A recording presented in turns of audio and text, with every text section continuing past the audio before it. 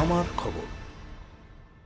আমি আবার আসবো, এই মরিতে চাহি না আমি সুন্দর ভুবনে, অনন্ত বন্ধন মাঝে লইও মুক্তির স্বাদ মহানন্দময়।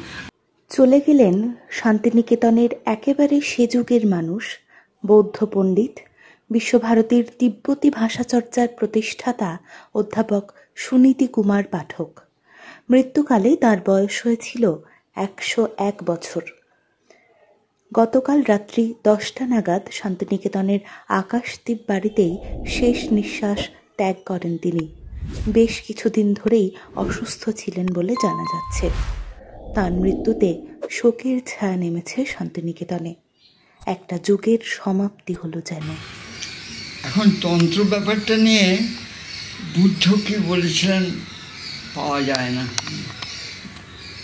কারণ তিনি সাধারণকে যেটা শিক্ষাপদ দিয়েছিলেন সে শিক্ষাপদ হলো বাঁচার। আমি আবার কথাটা বলছি, সেটা হলো বাঁচার, কেমন করে বাঁচব। অদ্ভুত জিজ্ঞাসা। বাঁচতে সবাই চায়, কিন্তু সত্যিকার বাঁচার মতো বাঁচতে হলে গৌতম বুদ্ধের পথ আমার ব্যক্তিগত জীবনে মনে হয় যে সহজ পথ। আমি আবার সহজ একটা কথা নিয়ে এলাম, কারণ আমাদের জীবনযাত্রাই হলো সহজ, দন্তস্ব হ আর বর্গের যোগ। সুনীতি কুমার পাঠককে শান্তিনিকেতনে আমরা আচার্য আখ্যা দিই এই কারণের জন্য যে শান্তিনিকেতনে একেবারে সেই যুগের মানুষ বলতে যিনি শেষ মুহূর্ত পর্যন্ত ছিলেন আমাদের কাছে, 101 বছর আয়ুষ্কাল নিয়ে সচল অবস্থায় ছিলেন সুনীতি কুমার পাঠক।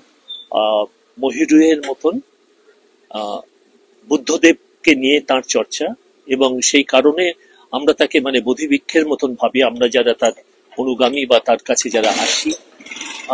অসাধারণ তার জ্ঞানের গভীরতা, প্রজ্ঞা এবং সহনশীলতা সব মিলিয়ে একটা বিশাল পর্ব।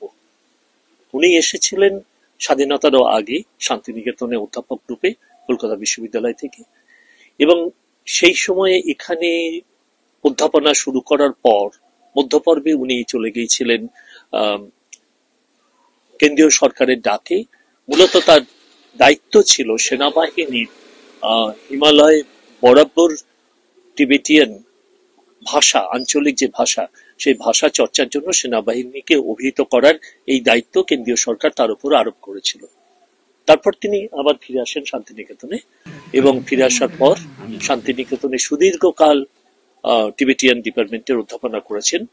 যদিও তিনি সংস্কৃত সাহিত্য, সংস্কৃত ভাষা, পালি ভাষা, প্রাকৃত নিয়ে তার চর্চা, গবেষণা সবকিছু, কিন্তু পরবর্তীকালে তিনি টিবেটিয়ান ভাষার আন্তর্জাতিক অধ্যাপক রূপে স্বীকৃতি লাভ করেন।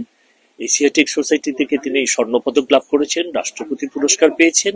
অর্থাৎ তার এই যে পুরস্কার বা তাকে যা যা উপাধি যা যা জানানো হয়েছে, এই সবকিছুর ঊর্ধ্বে এমন একটি সচল জ্ঞানবৃক্ষ, অথচ এমন একটি মানুষ যে সবার সঙ্গে যার সম্পর্ক এবং অজাত শত্রু বলতে যা বোঝায় তাই। প্রায় 3-4 বছর আগে তার স্ত্রীও প্রয়াত হয়েছেন, কিন্তু তারপরেও এই মানুষটি মানে বুদ্ধির যে জ্ঞানের যে গভীরতা সেটা নিয়ে তার কাছে যারা গবেষণা করছেন তাদের তিনি সমস্ত সময়ের জন্য সহযোগিতা করেছেন। তার যে জ্ঞানের চর্চা সেখানে থেকে কমেনি।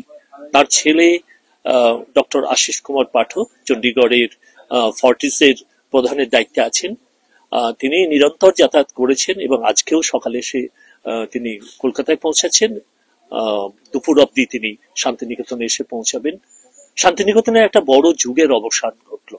এই যে আকাশদ্বীপ বাড়ি, আকাশদ্বীপ বাড়িতে হেমন্তের যে প্রদীপ জ্বালানোর প্রথা আর এই প্রকৃতির মধ্যে নিজেকে আবদ্ধ রেখে জ্ঞানের যে চর্চা করে যাওয়ার, রবীন্দ্র যুগের একটা সময়কালের মধ্যে আমরা হয়তো শেষতম মহিরুহকে হারালাম।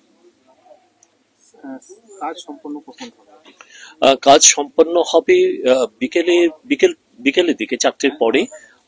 যারা এসে পৌঁছাবেন, বিশেষ করে তার পুত্র এবং তার পুত্রবধূ নাতি এই পরিবার এসে যখন পৌঁছাবেন, তারা পৌঁছানোর পরই কঙ্কালীতলা মহাশ্মশানে তার শেষকৃত্য সম্পন্ন হবে এবং সেখানে আপামর শান্তিনিকেতনবাসী, তার গুণমুগ্ধ মানুষজন, তার ছাত্রছাত্রী সকলেই সমবেতভাবে তাকে শেষ বিদায় জানাবে।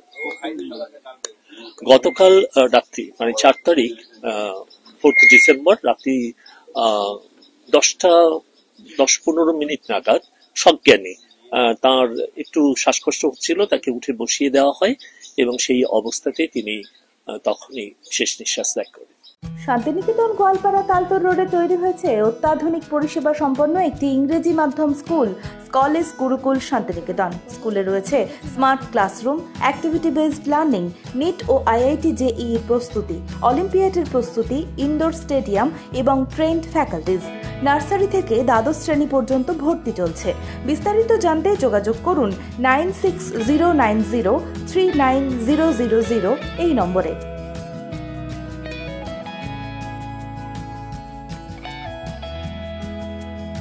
দেখতে চোখ রাখুন আমাদের ফেসবুক ও ইউটিউব চ্যানেলে।